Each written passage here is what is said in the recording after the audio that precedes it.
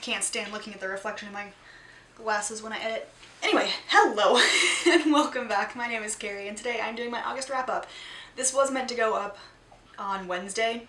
I apologize for that. I had a killer migraine on Monday.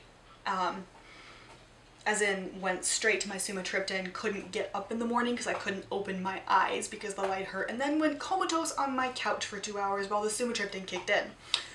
My cousin Lon found that highly entertaining. He was nice about it. He brought me a matcha tea. But anyway, killer migraine on Monday, which is when I was meant to film it, and then Tuesday, Wednesday, I just did not have the energy to do it. So I apologize about missing Wednesday. Just not been a great week for actually doing things. But I'm getting there now. So I read 25 books in August. Many of them were audiobooks, many of them were rereads, but I really enjoyed most of what I read. So let's get into it. First one is The One and Only Ivan by Katherine Applegate. I gave this one 4 stars. It is about a gorilla in a zoo, and really that's all I remembered. There's a video, not a video, there's a film on Disney Plus now called The One and Only Ivan based on the book. It's based on a true story. It was really cute, definitely content warning for animal cruelty. It wasn't graphic, but it was definitely there. And you follow Ivan the gorilla with his friendships and relationships with other animals in the zoo. Like I said, it was interesting, it was cute, it was a decent middle grade book, so I give it 4 stars. It won't stick in my head though. I read The Secret Adversary by Agatha Christie, and I didn't give this one a rating because Agatha Christie and most British mysteries tend to be much more intellectual than American mysteries. This is true whether in books or on TV. There's not so many shoot 'em up moments, there's not a lot of really high anxiety, tense, violent moments in British mysteries, and because of that, this is not something I could listen to on audiobook and read case law and statutes and try and figure it all out. So I didn't give this one a rating. I enjoyed what I heard, but I will have to go back and reread it so that I actually know what happened. Then I listened to Scarlet by Marissa Meyer. This is the second in the Lunar Chronicles series and definitely my favorite. I just really like Scarlet. This one is a retelling of Red Riding Hood. Then I listened to Illuminae and Gemina by Amy Kaufman and Jay Kristoff. Almost just combined those names. I never planned on listening to, reading, owning any of that. The Illuminae, Chronicles, files, whatever they are. Files. But it popped up as I was browsing Libby for new stuff, and I thought, you know what the hell? I need books. I've heard amazing things. Let's check it out. I will say Illuminae I gave 4 stars? 5 stars? 5 stars. Gemina I only gave 4. I liked the characters a lot more in Illuminae, and I did like the plot. Gemina was good. Obviously I still gave it 4 stars. It was a very well done book, and I loved the music that popped up in Gemina in the audiobook. I thought that was fantastic. The audiobooks are amazing if you get a chance. These are science fiction, I wouldn't say space opera, but they're basically science fiction, save the world kind of things. I really liked the characters in Illuminae. We didn't see them as much in Gemina, and that was kind of disappointing. I haven't read Obsidio because they don't have the audiobook in my library yet. So I will get there because I prefer to keep it all in one medium. Whichever read I'm doing, I prefer to do one medium at a time. So this time I'm doing audiobook, which means I have to go find Obsidio. Then I read Cress, The Lunar Chronicles by Marissa Meyer. Number 3, Rapunzel Retelling. Again, not going to say much more because spoilers. Also, these are pretty popular series, so the plots are decently well known. I wouldn't say they're Percy Jackson well known, but they're decent. I have never liked Cress as much. I think I gave it a 3.5. It's a fun book, it's a fun story, but Cress as a character doesn't mesh with me. I read Such a Fun Age by Kylie Reed. This was meant to be the Booktubeathon's group read, and there was a lot of insensitivity around that. I read it because it was available and because I had kept continued hearing things about this book when that all happened, and I thought, you know what, if it's supposed to be this fantastic book, I'm gonna read it, because now I'm just really curious. I read it, it was amazing. 5 stars. It looks at a lot of microaggressions and just the inherent and subtle, sometimes more often not so subtle, racism in the States. It follows, I don't remember our main character's name, but our main character's name, that doesn't make any sense. Let's see. No. Oh yes, Amira. So Amira is a black woman. I don't actually know where. I want to say somewhere on like East Coast mid-range. So what technically we call the South, but it's, you know, would have been a border state in the Civil War. Anyway, if I am wrong about the place, I'm sorry, it was somewhere. Anyway, black woman who nannies for a white family. She goes to a grocery store in the middle of the night because some not so great shit happens that the parents don't want the kid around for, and gets accused of kidnapping the kid. As you do. Why would you do that? She gets accused, and her employer, Alix, just kind of goes overboard in trying to help, but she's not actually helping because she doesn't realize, I don't know if she realizes she's being racist or not. She very well might, but she kind of doesn't. There are conversations throughout the entire thing that you just kind of look at and go, why would you think that makes sense? You know? It was really good. It's not anvil on the head kind of a look at racism. It's not. It's just in a story.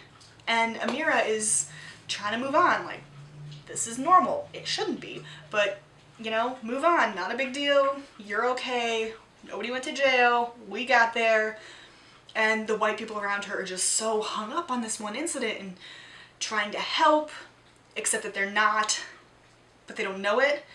I don't know. It was a really good book. I definitely highly recommend it. Then I read Between the World and Me by Ta-Nehisi Coates, which is a nonfiction about racism in America in the format of him writing a letter to his son. I also thought this one was very interesting. I think I gave this one a 4 out of 5.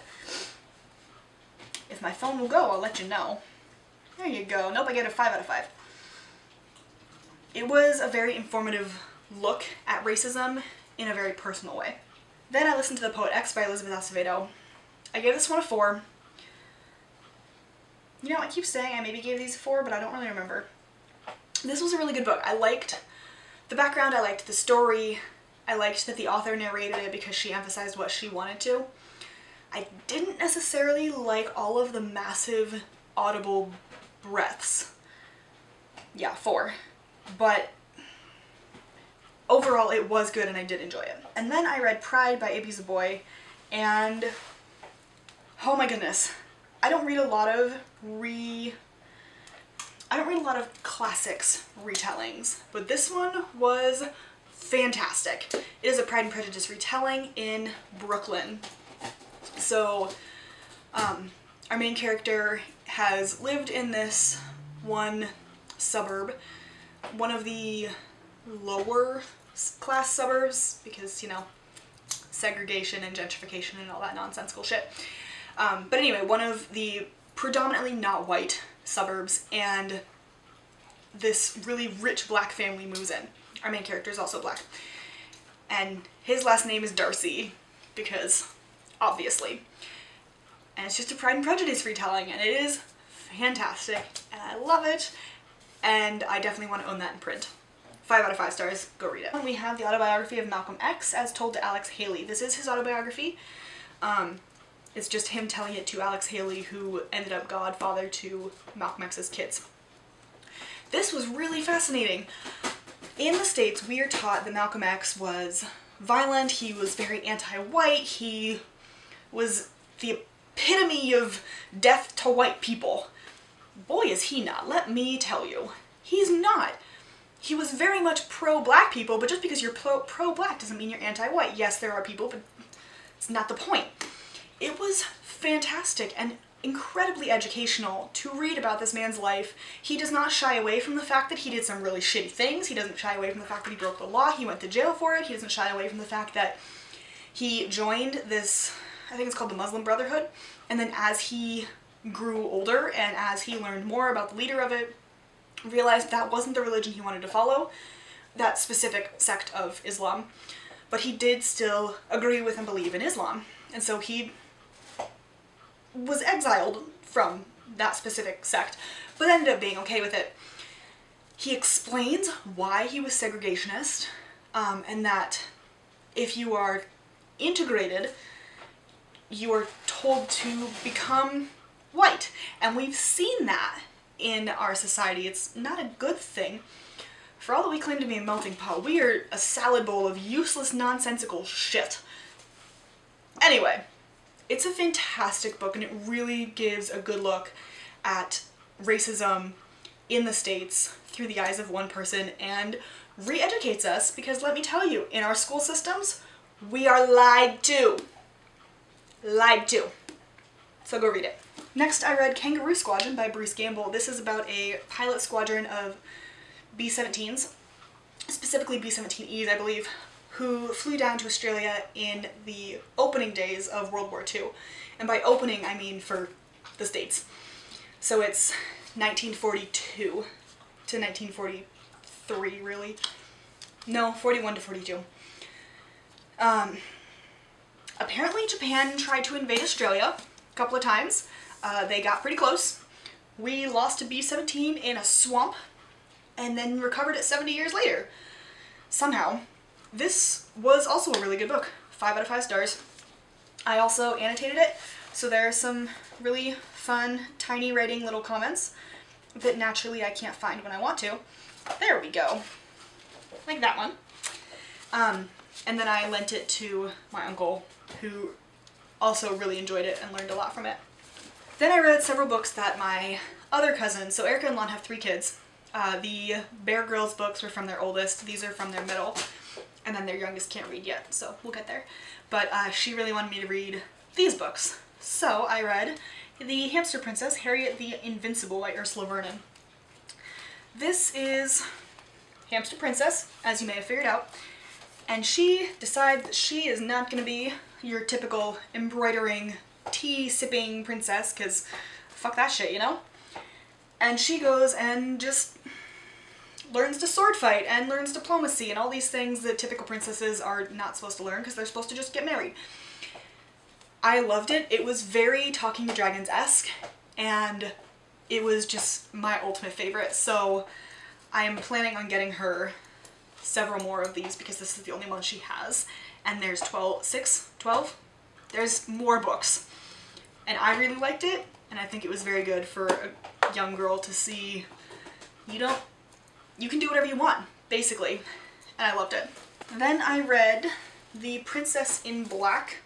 So this is the first one. And then we have The Hungry Bunny Horde and The Science Fair Scare. I think they're 4 and 6 in the series.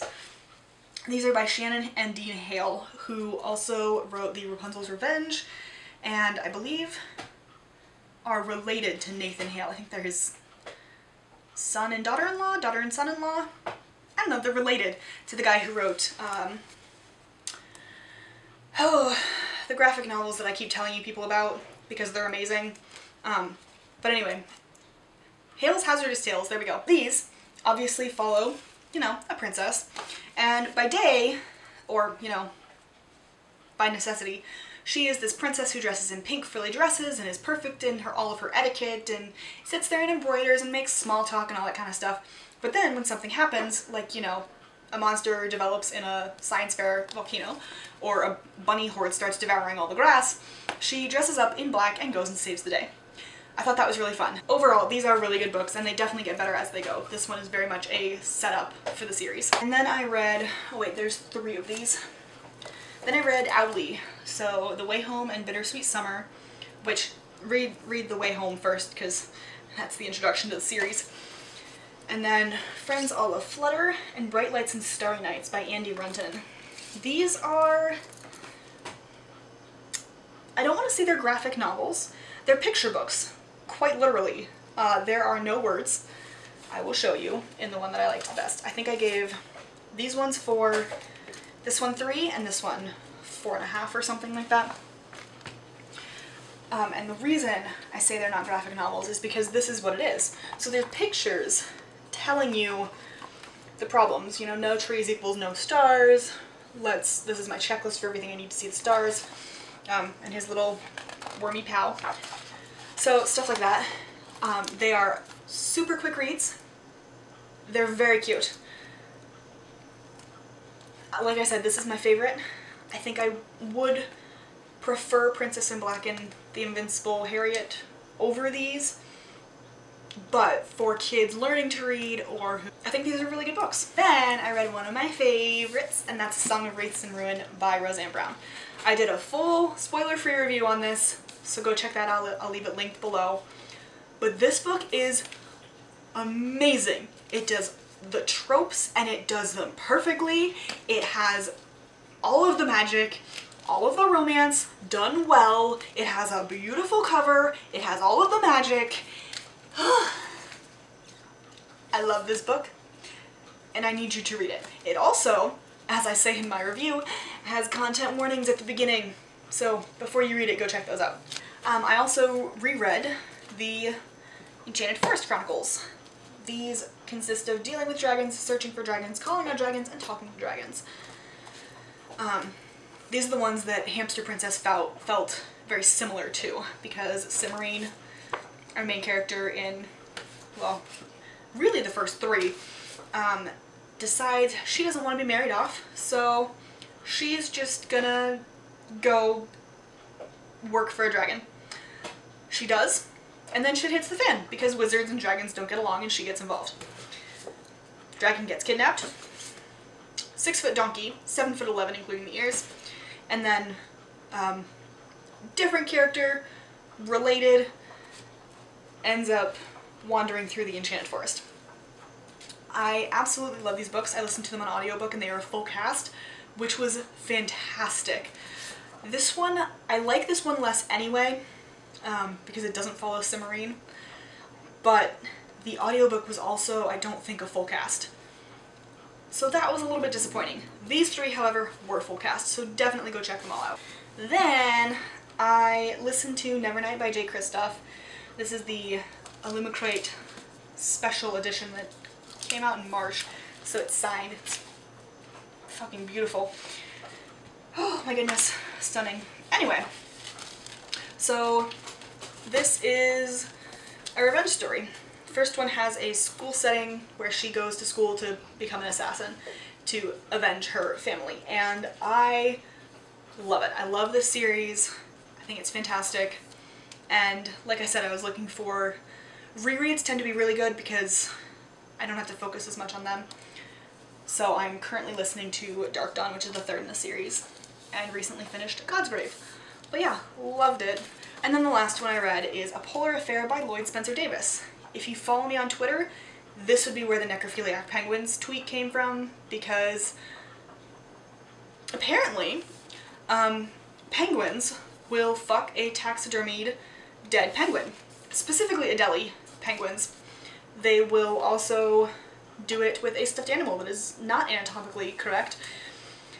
It was really interesting, and they will also, the males will fuck other males because they gotta get their sperm somewhere so that they have a better chance of breeding. It makes sense. It was just a really weird fact to read. You know, necrophiliac penguins. What? But this is just a great book. 5 out of 5. It follows, well, it doesn't, Lloyd Spencer Davis is a penguin biologist, and he talks about how he started studying the penguins and realizing that they weren't these perfect Victorian moral little animals in tuxedos. They didn't mate for life, they're not monogamous, they're not anything that we thought. And so as he's going and doing that research and realizing all of this, that we've been wrong for 100+ years, suddenly he finds, oh god, what's his name? I will find his name. Murray. George Levick Murray. George Murray Levick? Murray Levick. Him. He was the first penguin biologist, and he sort of coincidentally ended up studying penguins on one of the trips to the South Pole because Norway won and England was pissed. Anyway, Levick ended up studying the Adelie penguins down there, and he studied the same stuff that Davis does, the author, but never publishes. The penguins are necrophiliac, that they are, in our terminology, pedophiles, that they have gang rape, that they are not monogamous. All of these things that would have just shocked Victorian England. He has notes on all of them, but he puts them in code with Greek letters and pastes over them so that nobody knows, which means that everybody thought penguins were monogamous, perfectly prim and proper little moral creatures, but it turns out they're not. And so Davis follows his journey of studying the penguins himself and then realizing that this stuff had been done before, but never published, never exposed. And so essentially you follow him as he tries to figure out why, and sort of, is biographize a word? It is now. George Murray Levick. And part of that is to figure out why his stuff was never published. It is a fantastic book. I also annotated this one. There's a fair number, so that one.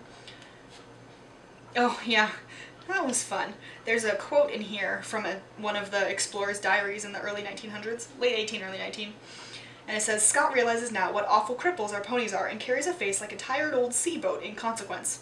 And I have tired old sea boat underlined with interesting phrase written next to it.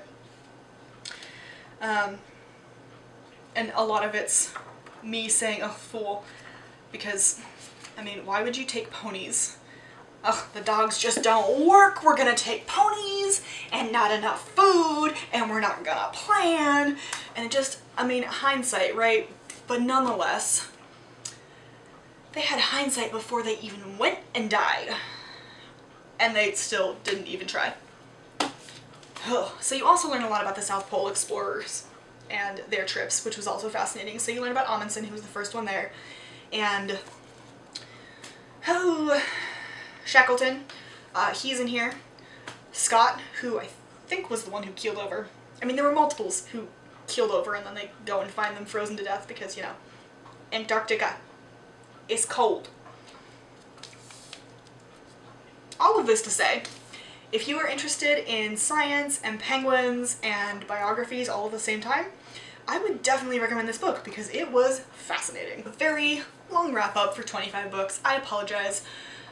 No, I don't. Actually, no, I don't. If you've made it this far, kudos, good for you, thank you, I appreciate you.